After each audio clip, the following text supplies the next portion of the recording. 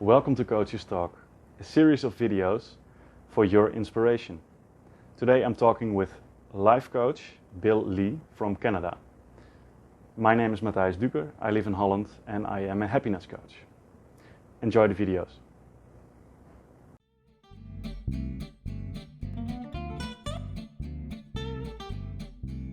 When you sense fear or real excitement, the physical symptoms are the same. You know, you get this lump in your throat, your stomach seems to be here, your blood pressure rises, your heart rate rises. An example is being on a roller coaster, right? You go to the fair and you get on this roller coaster. Well, if you have it in your mind, this is going to be fun, you get you're just excited. This is just excitement all the way. But if you're scared, you're going to be screaming, but the body's reactions are exactly the same. It's just this part up here interprets it differently. Yeah. And all of a sudden, if you say this is exciting, it becomes a challenge, it becomes fun, it becomes something you anticipate. If it's fear, it's something you want to run away from, right? But it's that interpretation here. Yeah. But the funny thing is the body feels the same. It's just how you interpret it. Yeah, of course. And the chemicals that are involved are probably the same. So yeah, adrenaline I think so. And yeah, that's a very different approach of having fun in a roller coaster or thinking you're going to die in the roller coaster. That's a major difference. If you pull that line back to your normal life, it makes a big difference. Are excited for life or are scared to death for life or in life. That's a big game changer. That's the thing. It feels uncomfortable when your patterns are shaken up, when you have to do something else than what you did. And that's why I think it's a great opportunity for the world to choose your patterns and choose the new normal for yourself and what you're wanting to do in your life and how you want it to play out. Yeah. I know Wayne Dyer in some of his early writings used to call them a test. You're just having a test. Yeah. And you remember when you were in school and you had a test, it was testing. It was testy, as they would say. And you got excited, you got a little worried, you got all this kind of stuff because you're being tested.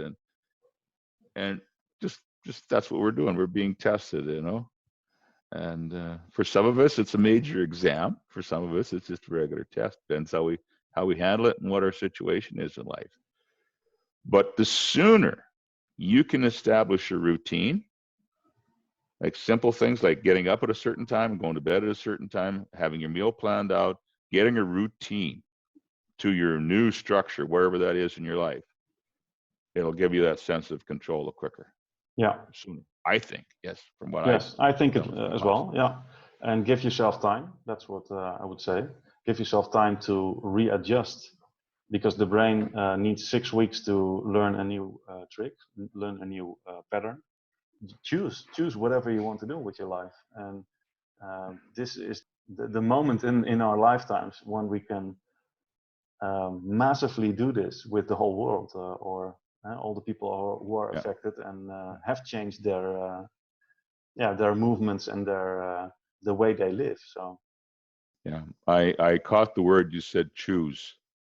And that is a very powerful word. If you get to choose, if you decide to choose, it's easy.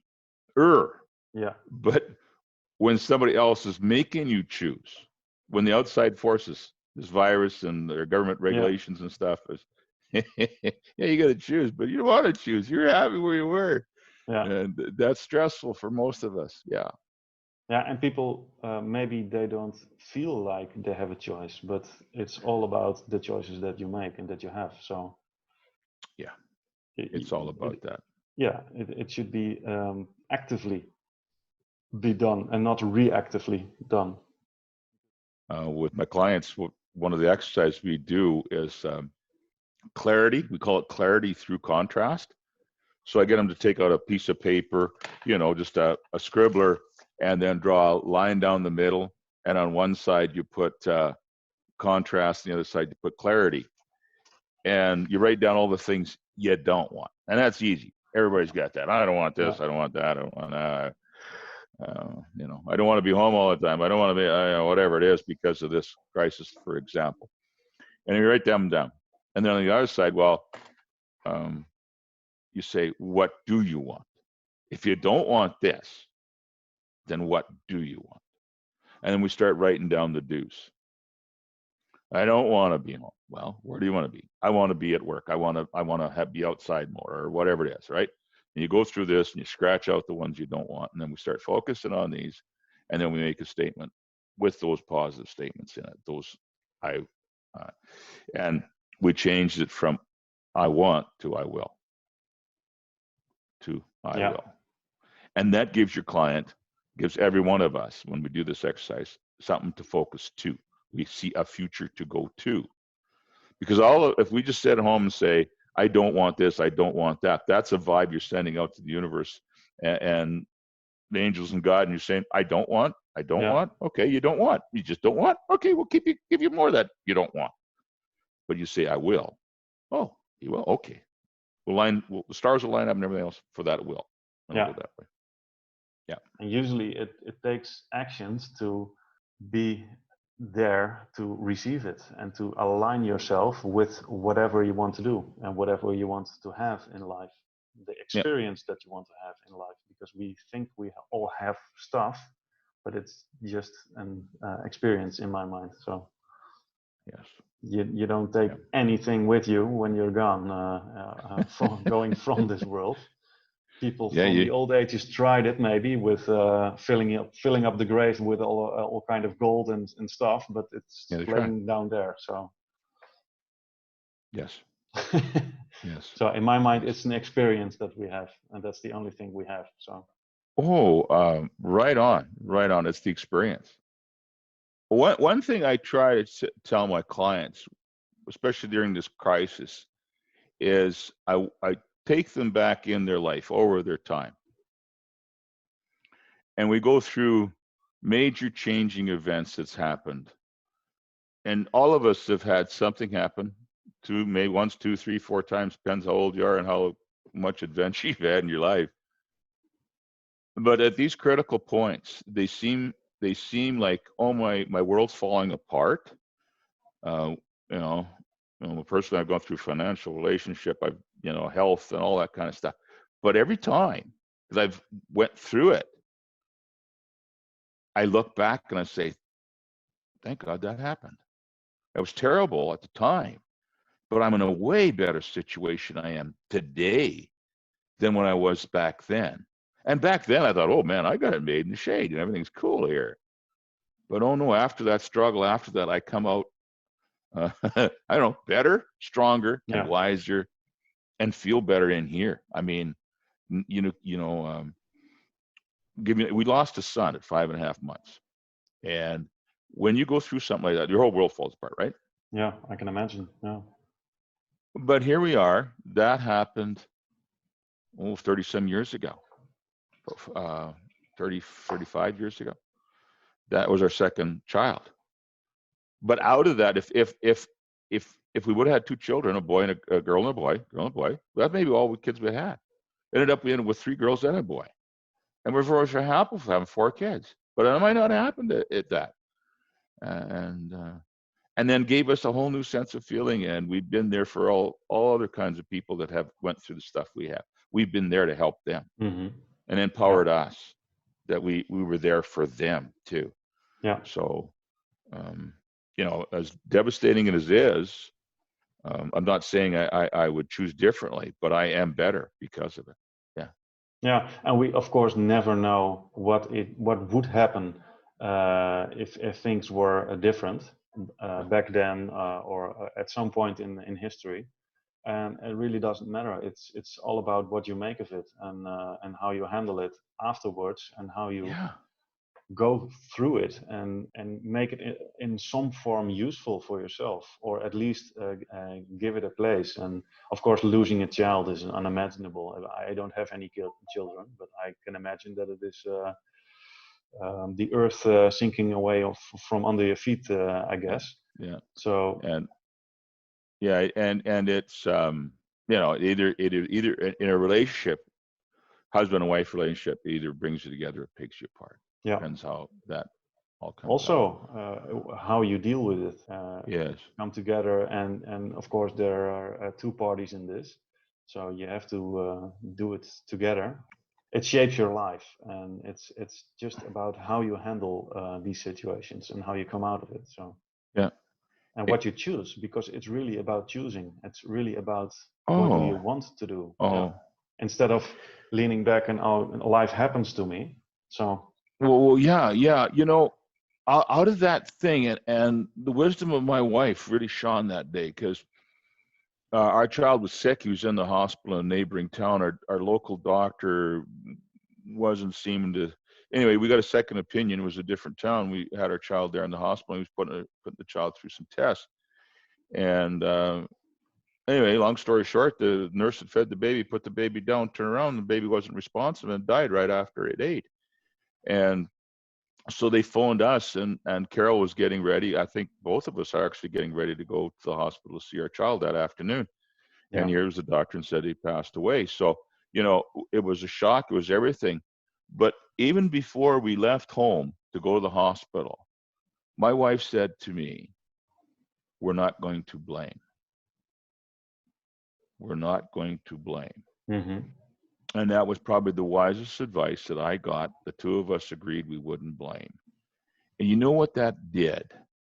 It took us away from the victim. We were no longer the victim, because a victim wants to blame, right? Yes. Well, if you stay in victim mentality, you'll never solve your problem. It's always somebody else's problem. Somebody else did this to me. We could easily blame the doctors. We could have blamed, we could easily blame people. But her decision, we agreed we wouldn't blame. And so we went through the whole thing, not looking to blame somebody, but looking at a way to come out of this. It was something bad happened, and that's all it was. But it gave us some control, and that was very, very powerful. And I think the people that are listening to this, that are going through a crisis right now because of this, Mm-hmm. or whatever's happening in your life, don't fall into that victim thing. Don't start blaming other people, because when you do, you've given your control to somebody else. You can't, poor me.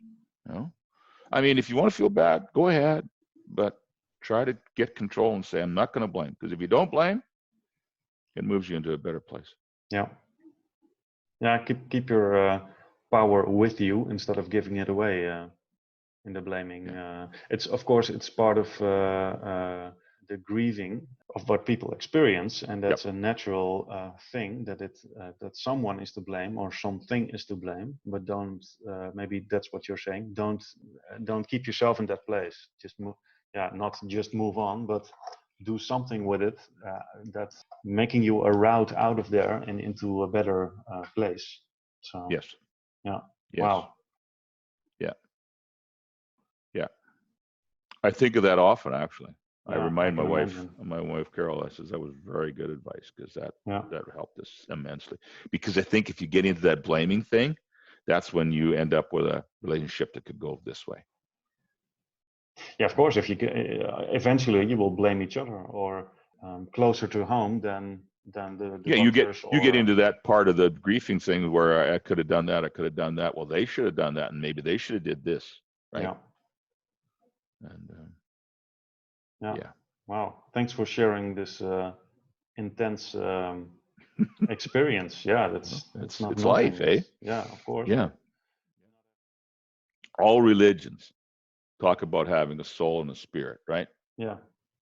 So if that's the case, we have a soul and a spirit. If you think about it, a soul is energy, but it doesn't have matter. It doesn't have a containment vessel like we're in. And the beauty of the soul coming into the body is it gets to experience things it can't experience as a soul, but it can experience as a material thing, like a body. Mm-hmm. Like the pain, the suffering, the joy, the anxiety. Those are things we experience. So We are the roller coaster for the soul. Oh wow, that's a nice phrase. Yeah. Yeah, we are the roller coaster for the soul. Yeah. And that confinement of being on the roller coaster is what gives us that rush, that excitement, everything else that can't be experienced without the roller coaster. A lot of excitement or a lot of fear. It's how you make it, of course. Yeah. Yes. Yeah. Wow, yes. that's a nice one. So enjoy the ride.